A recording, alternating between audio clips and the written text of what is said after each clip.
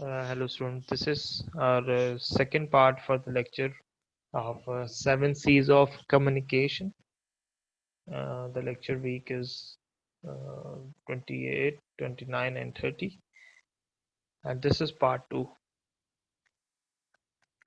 Um, in our previous part, we have discussed about the two major um, part of communication, which is conciseness and completeness. In this part, we will discuss rest of the 5 important parts of 7 C's. Uh, the one we have the consideration. Consideration means uh, preparing every message with the receivers in mind.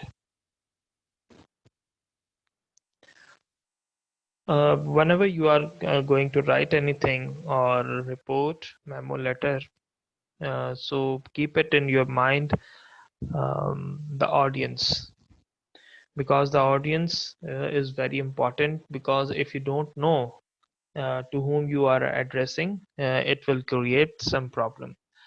Some of the guidelines that is very important in this regard: focus on you instead of I and we, show audience benefit or interest in the receiver, emphasize positive and pleasant facts. So these are the basic guidelines for the consideration part. Um, Also, there's a checklist. See your material from the reader's point of view. एक important चीज़ होती है, जब भी हम कोई चीज़ को उसका write up करते हैं, तो हम इस बात को बिल्कुल उस उसको कंसिडरेशन में रखते हैं कि जो रीडर है वो इस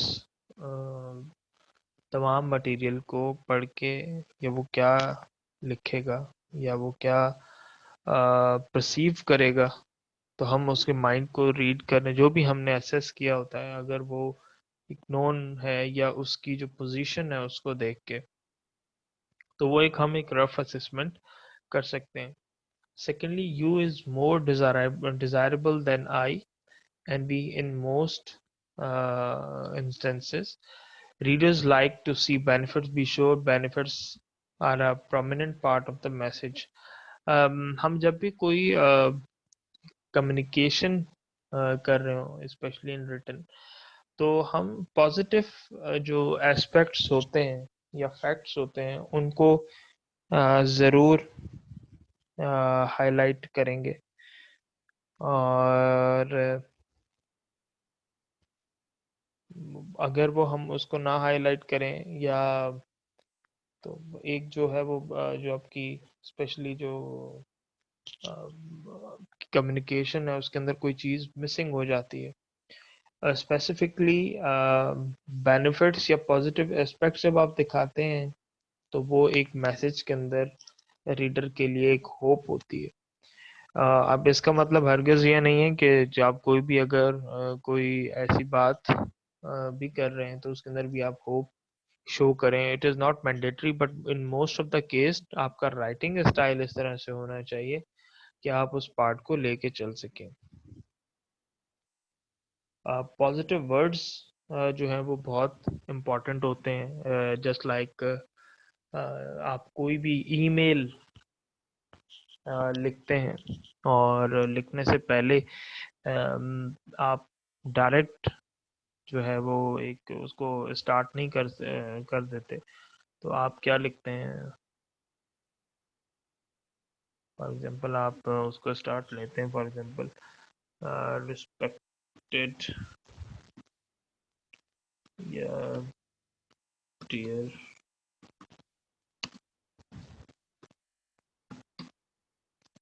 अब आप अगर ईमेल के पॉइंट ऑफ व्यू से देखें, तो यहाँ पे आप लिखेंगे होप दैट दिस email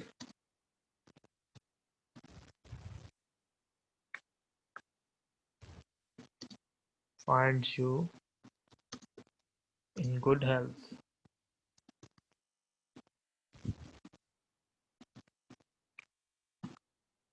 अब आप ये किसी भी टाइप की ईमेल लिख रहे हो, किसी को भी लिख रहे हो, तो ये जो एक स्पेसिफिक लाइन है, या इस तरह की और भी बहुत सारी फ्रेजेस हो सकती हैं जो आप अगर रेगुलरली अपनी लाइन में इंक्लूड करें, तो उसका बेनिफिट ये होता है कि एक पॉजिटिव वाइब होती है, और उससे ये होता है कि जो रीडर होता है, उसको ये नहीं लगता कि उसने कोई भी ईमेल उठाई और जो है वो फॉरवर्ड कर दी है।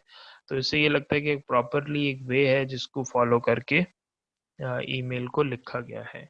जस्ट लाइक अगर मैं इसको ऐसे ही लिख दूं, डियर सर, कुछ मैंने ऐसी एग्जांपल देखी है, पीएफए। अब समझ नहीं आया कि ये अगर कोई डॉक्यूमेंट भेजा है, क्या किया है। अब पीएफए का मतलब है प्लीज फाइंड अटैचमेंट, ठीक है। या अगर वो सिंपल ये भी लिख दे,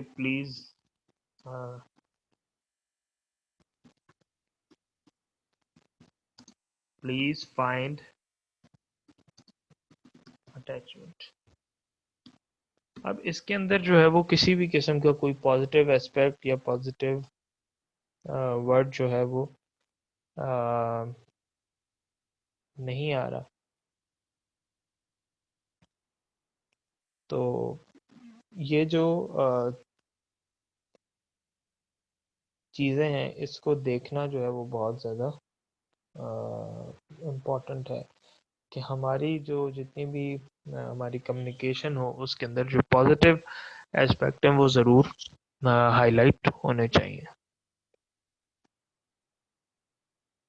और यही जो है वो कंसिडरेशन के अंदर हम इम्पोर्टेंट पार्ट्स लेते हैं। इसके अलावा कंसिडरेशन के आपको उसके बाद आपके पास कॉन्क्रीटनेस है, और कॉन्क्रीटनेस में generally communicating concretely means being a specific, definite and vivid rather than vague and general. आप कोई भी बात कर रहे हैं, आपका कोई भी पॉइंट है, it should be very clear, वेग नहीं होना चाहिए, और ना ही जर्नल होना चाहिए। आप का कोई भी एक स्पेसिफिक टॉपिक है, उस टॉपिक पे आपको उसकी इंफॉर्मेशन आपके पास होनी चाहिए, उसके हवाले से आपके पास फैक्ट्स एंड फिगर्स होने चाहिए, और क्योंकि वही जो है वो आपको कॉन्क्रीटनेस की तरफ लेके जाती है। कुछ गाइडलाइंस हैं, और वो गाइडलाइंस क्या हैं? Use specific facts and figures, और फैक्ट्स एंड फिगर्स से मुराद के जो भी उस डॉक्यूमेंट से रिलेटेड हैं वो आप उसके अंदर यूज़ करें। और उसके बाद है put action in your words, choose vivid image building words. आप ऐसे वर्ड्स यूज़ करें जिनकी जो मीनिंग है वो स्पेसिफिक या ऐसे डेफिनेट चीज़ों की तरफ रिलेट कर रही हो। फॉर एग्जांपल, आप अगर ऐसे वर्ड्स यूज़ करते हैं मे बी या इस तरह के, तो वो जो आपका डॉक्यूमेंट है उसके अंदर ये चीज़ आ जाती है कि जो राइटर है वो खुद शायद इतना ज़्यादा क्लियर नहीं है जो वो बात कन्वे करने जा रहा है। अब कॉन्क्रीटनेस की जो चेकलिस्ट है उसके अंदर, for example, were you precise in using facts and figures wherever possible. Facts and figure हमेशा जब भी आप कोट कर रहे हैं उसका रेफरेंस होना लाजमी है कि वो आपने कहाँ से वो फैक्ट्स जो हैं वो कोट किए हैं। Did you use active voice more than passive, ये भी एक बहुत ज़्यादा इंपॉर्टेंट एस्पेक्ट है। Did you try to occasionally use vivid image building words. तो ये जो कुछ चेकलिस्ट है, ये अगर आप इसको देखें तो आप कॉन्क्रीटनेस में उसको देख सकते हैं। कुछ आपके पास एग्जाम्पल है, फॉर एग्जांपल वेग जर्नल और इंडेफिनिट की students GMAT scores are higher. अब ये जो आपके पास इंफॉर्मेशन है ये कंप्लीट नहीं है। अब क्योंकि इसके अंदर जो है वो कॉन्क्रीटनेस नहीं है। अब समझ नहीं आ रहा कि अगर स्टूडेंट्स का जो मार्क्स हैं वो हायर हैं तो वो कैसे हैं। तो अब अगर मैं इसको कंक्रीट और प्रिसाइज वर्जन देखूं तो अगर मैं इसको देखूं तो ये क्या होगा कि just like in 2006 GMAT scores average 600 by 2007. They had a reason. They had risen to 610. अब इस पूरी स्टेटमेंट से ये बात समझ में आ रही है कि जो है वो पूरा आपको एक कॉन्क्रीटनेस नजर आ रही है कि इंफॉर्मेशन जो है वो वेग नहीं है। क्यों? रीज़न क्या है? आप ये देखें कि यहाँ पे आपको इन 2006 2007 फैक्ट्स की बेस पे आपको इंफॉर्मेशन कोट की गई है। तो अगर फैक्ट की बेस पे इंफॉर्मेशन ना हो तो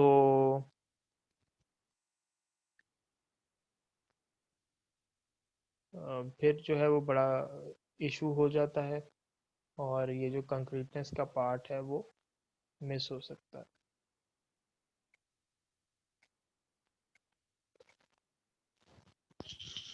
जो फिफ्थ पार्ट है वो बेसिकली क्लैरिटी का है और clarity getting the meaning from your head into head of your reader accurately is the purpose of clarity.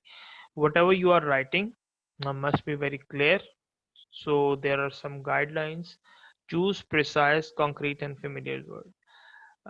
याद रखिए कभी भी राइटिंग के अंदर इस चीज़ का ख्याल रखेंगे, कभी भी बहुत ज़्यादा एक्स्ट्रा ऑर्डनरी मुश्किल वर्डिंग यूज़ करने की कोशिश ना करें। बिकॉज हम जो नेटिव्स नहीं हैं, ठीक है, हमारी नेटिव लैंग्वेज जो है वो इंग्लिश नहीं है और अगर हमारी होती भी तो भी जो है वो हमेशा सिंपल वर्ड्स यूज़ करें क्योंकि सिंपल वर्ड्स हमेशा इजी टू अंडरस्टैंड होते हैं। वो आप क्योंकि जब आप लिख रहे होते हैं तो आप ऑडियंस को अपने जहन में ज़रूर रखते हैं। इसी तरह construct effective sentence and paragraph. आपका जो पैराग्राफ हो या जो भी आप सेंटेंसेस कंस्ट्रक्ट कर रहे हैं वो इस तरह से होने चाहिए कि आप उसको मज़ीद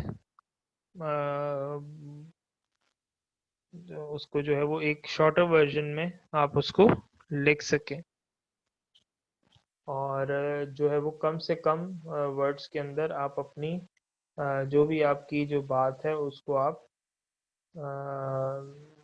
कन्वे कर सकें।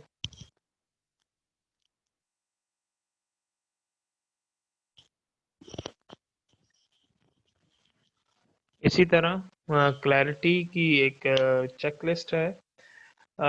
Choose as precise or as concrete a word as possible. Sometime ऐसा होता है कि कोई एक वर्ड ऐसा होता है जो उस पूरी फ्रेज के ऊपर जो है वो आप कह लें कि उस सारी फ्रेज को आसान बना देता है, ये उसका मीनिंग जो है वो कन्वे कर देता है। इसी तरह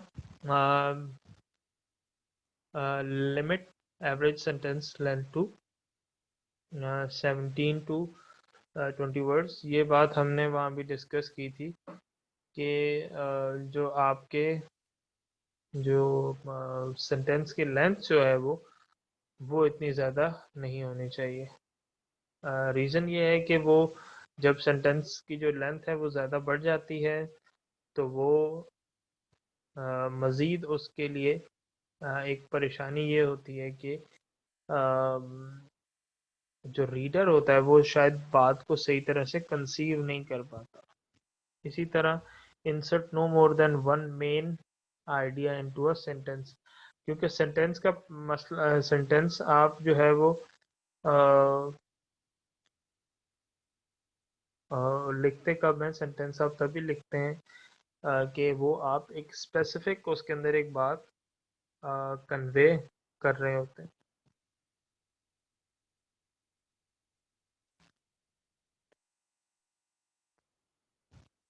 Arrange words so that main idea occurs early in a sentence.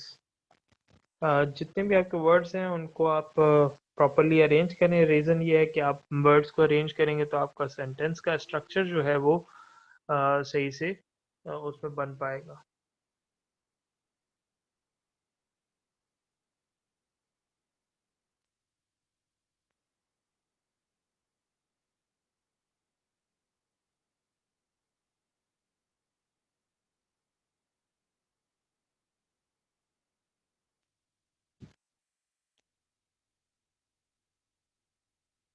उसके बाद एक एग्जांपल है. For example there is unclear in statement. His report was about managers broken down by age and gender. अब इसमें जो है वो एक सेंटेंस में क्लैरिटी नहीं है. वो क्या नहीं है? फॉर एग्जांपल हिज, अब जो क्लियर स्टेटमेंट है, his report focused on age and genders of manager. Focused अब एक ऐसा वर्ड था जिसने ये आइडेंटिफाई करवाया कि यहाँ पे स्पेसिफिकली जो है वो बात मैनेजर्स की हो रही है. मजीद आप इस सेंटेंस को अगर फोकस करना चाहें तो वो हो सकता है his report about managers focused on for example age and gender, या इस तरह के. तो ये एग्जांपल है बेसिकली क्लैरिटी की.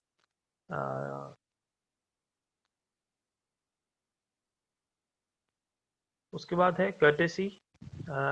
True courtesy involve being aware not only of the perspective of others but also their feelings. Knowing your audience allow you to use a statement of courtesy. Be aware of your message.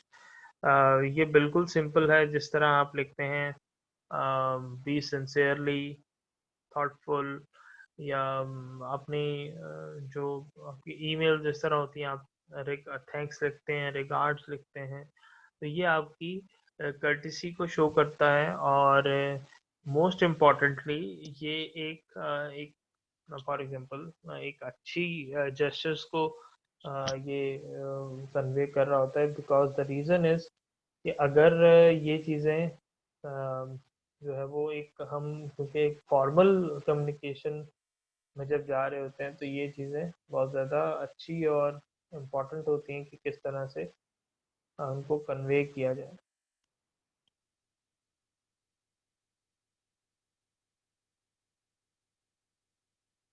और इनके अगर मैं check ask you, does the communication have a sincere you attitude. आप किसी को point out नहीं कर सकते. अगर आपने करना भी है तो इसको एक रिस्पेक्टफुल वे में आपको करना है. फिर है have someone look at your statement if you have doubts about whether it is tactful. Another opinion may cause you to reconsider making the statement. जब भी आप अपने जो है वो स्टेटमेंट्स को लिख रहे होते हैं तो इस बात का ख्याल रखना चाहिए. Be cautious in using humor in communication. Again, have someone else review your words.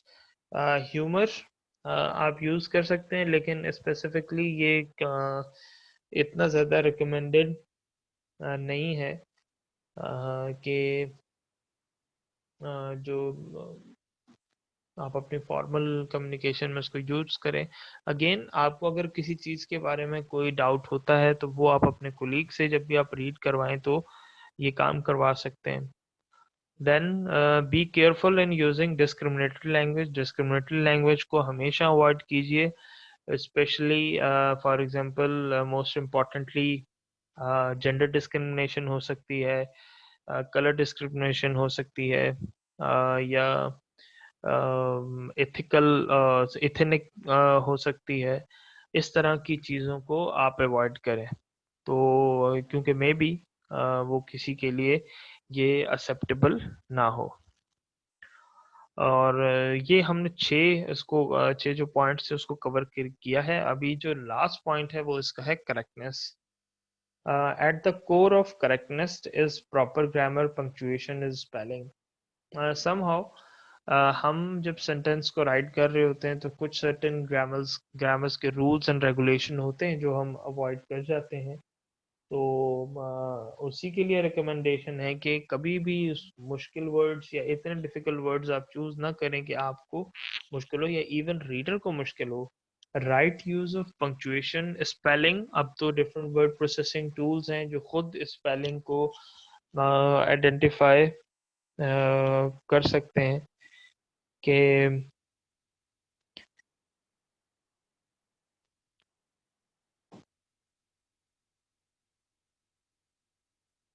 वो स्पेसिफाई कर सकते हैं। और इसके अलावा check accuracy of figures, facts and words. कोई एक ऐसा वर्ड तो आपने यूज नहीं कर दिया कि जिसकी जो है वो हो सकता है उसके अंदर स्पेलिंग मिस्टेक हो या और इस तरह की कोई हो। इसी तरह मेंटेन एक्सेप्टेबल राइटिंग मैकेनिक्स। एक राइटिंग का हमेशा एक स्टाइल होता है जो आप थ्रू आउट एक डॉक्यूमेंट के अंदर फॉलो कर रहे होते हैं। आप 2 to 3 स्टाइल्स एक राइटिंग में फॉलो नहीं कर सकते। क्यों? क्योंकि रीडर जो है वो उसको अंडरस्टैंडिंग के अंदर प्रॉब्लम होगी और वो उसको प्रॉपरली इसको अंडरस्टैंड नहीं कर सकता। फिर करेक्टनेस की चेकलिस्ट है। Select the right level of language for your communication, जो हमने पहले डिस्कस किया कि आप अगर फॉर्मल लिख रहे हैं या इनफॉर्मल लिख रहे हैं, आपको पहले चूज करना है। Realise that informal language is most often used in business communication. Definitely जो आपके पास फॉर इनफॉर्मल लैंग्वेज है वो क्योंकि आपको शॉर्टर वर्जन में लिखने होती हैं रिपोर्ट्स, कुछ मेमोज हैं जो बहुत ज़्यादा आपने लिखने होते हैं। इस तरह check often by letter another person read your material for correct figures, facts and words. Sometimes हम जो है वो facts and figure के हवाले से इसको अगर रीचेक करवा लें या उसको खुद से रीचेक करने की क्या ये मैंने जो फैक्ट्स एंड फिगर दिए क्या ये ठीक हैं या नहीं, जिनको क्रॉस वेरिफिकेशन भी कहते हैं, तो वो अगर हम करा लेंगे तो हमारा जो डॉक्यूमेंट है वो कंप्लीट हो जाए। तो ये जो है वो सेवेंथ ट्रेड था कम्युनिकेशन के हवाले से। और अगेन ये बहुत ज़्यादा आपको इम्पोर्टेंट है वाइल प्रेजेंटिंग योर असाइनमेंट, जो कि प्रेजेंटेशन का है, यानी completeness, conciseness, consideration, concreteness, clarity, courtesy and correctness. तो ये सब हमने इसको देखा है और इसको मज़ीद जो है वो हम अपनी जो नेक्स्ट हमारी क्लास होगी उसके अंदर हम जब how to give an effective presentation उसको देखेंगे तो ये सब हमारे उसके अंदर काम आएंगे। Thank you class for your time. We will meet inshallah in next lecture.